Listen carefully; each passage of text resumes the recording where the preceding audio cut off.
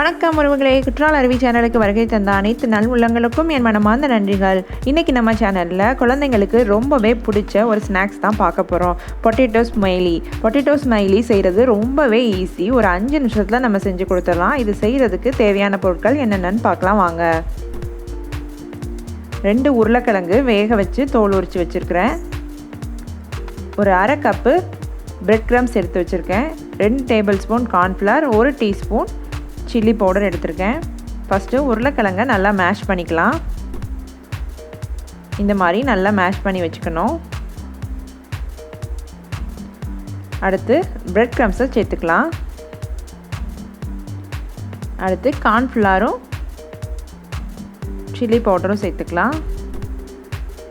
இதுக்கு தேவையான அளவு உப்பு சேர்த்துக்கலாம். இப்போ இது எல்லாத்தையும் நல்லா மிக்ஸ் பண்ணிக்கணும்.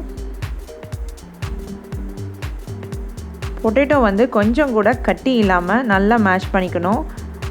அப்படி இல்லைன்னா பொட்டேட்டோவை நல்லா துருவி கூட சேர்த்துக்கலாம்.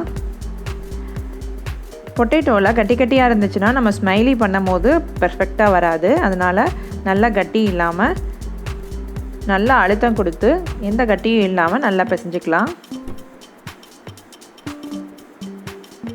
இதில் மிளகாய் தூளுக்கு பதிலாக மிளகுத்தூள் கூட சேர்த்துக்கலாம். அப்போ கலர் கொஞ்சம் ஒயிட் கலரில் நம்மளுக்கு கிடைக்கும்.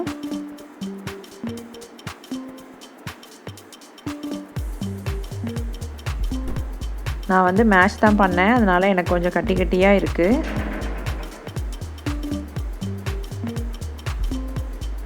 அது நல்லா அழுத்தி விட்டு பிசைஞ்சுக்கணும்.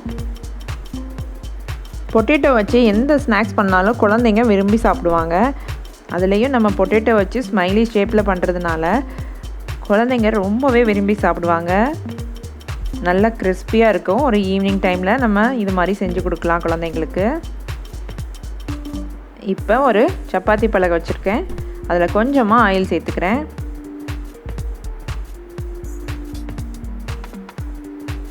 நம்ம ரெடி பண்ணி வச்சுருக்க மாவில் பாதி அளவு மாவை எடுத்து நல்லா உருட்டிக்கிட்டு இது நம்ம இந்த மாதிரி உள்ளங்கையில் வச்சு ஒரு ப்ரெஸ் கொடுக்கணும்.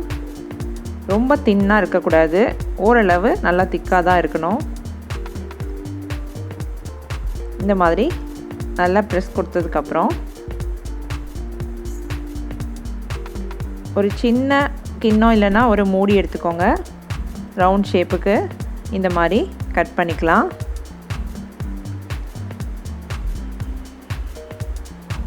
நம்ம எடுத்துருக்க மூடி இல்லைன்னா கிண்ணத்தோட எட்ஜஸ் நல்லா ஷார்ப்பாக இருக்கணும்.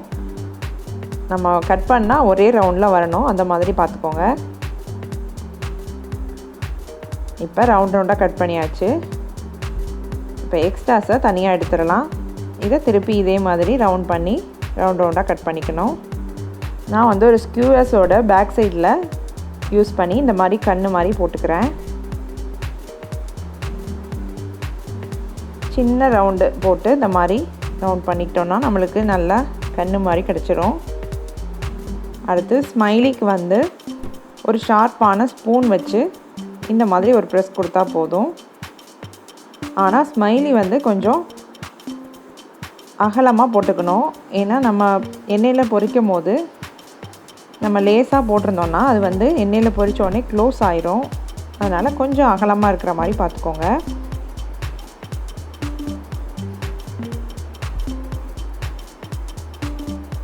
இப்போ நம்மளோட ஸ்மைலி சூப்பராக ரெடி ஆயிடுச்சு. பார்க்கவே எவ்வளோ க்யூட்டாக இருக்குல்ல. இப்போ இதை நம்ம தனித்தனியாக எடுத்து ஒரு பிளேட்டில் வச்சுக்கலாம். இதே மாதிரி எல்லாத்தையும் ரெடி பண்ணிக்கலாம். ஸ்டவ் ஆன் பண்ணி ஒரு கடாயை வச்சு கொஞ்சமாக ஆயில் சேர்த்துருக்கேன். இதில் நம்ம ரெடி பண்ண ஸ்மைலிஸை ஒன்று ஒன்றா சேர்த்து பொரிச்சிக்கலாம்.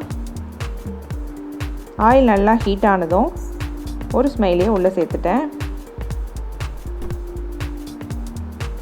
ஒரு சைடு நல்லா வெந்ததுக்கப்புறம் நெக்ஸ்ட் சைடு திருப்பி போடணும். இது நம்ம பிரெட் க்ரம்ஸ்லாம் சேர்த்துருக்கனால நல்லா கிறிஸ்பியாக கிடைக்கும். ஆனால் நம்ம தடிமனாக போட்டிருக்கோம், அதனால் சூடாக சாப்பிட்டா தான் நல்லாயிருக்கும். இந்த மாதிரி 2 பக்கமும் நல்லா செவந்து வரணும். நம்ம மிளகுத்தூள் போட்டோம்னா நல்லா ஒயிட் கலரில் கிடைக்கும். நான் மிளகாத்தூள் போட்டதுனால இந்த மாதிரி ரெட்டிஷாக இருக்குது. இப்போது சூப்பரான பொட்டேட்டோ ஸ்மைலி ரெடி ஆயிடுச்சு. இந்த க்யூட்டான பொட்டேட்டோ ஸ்மைலியை நீங்களும் கண்டிப்பாக ட்ரை பண்ணி பாருங்கள். இந்த வீடியோ உங்களுக்கு பிடிச்சிருந்ததுன்னா லைக் பண்ணுங்கள், ஷேர் பண்ணுங்கள், சப்ஸ்கிரைப் பண்ணுங்கள். நன்றி, வணக்கம்.